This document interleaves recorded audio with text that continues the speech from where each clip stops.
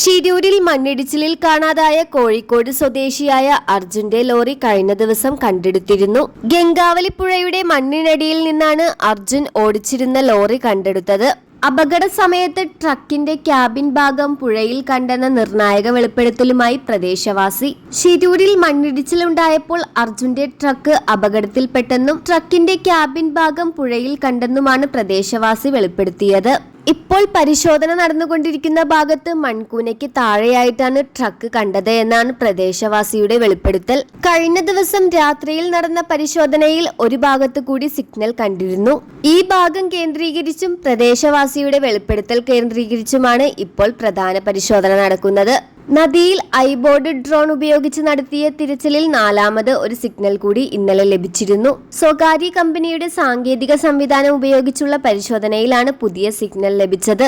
ഗംഗാവലി നദിയുടെ ഏറ്റവും മധ്യത്തിലായിട്ട് രൂപപ്പെട്ടിരിക്കുന്ന മൺകൂനയിൽ നിന്ന് ലഭിച്ച ഈ സിഗ്നൽ തീർച്ചയായും ട്രക്കിന്റേത് തന്നെയാകാമെന്നാണ് സ്വകാര്യ കമ്പനി അറിയിക്കുന്നത്.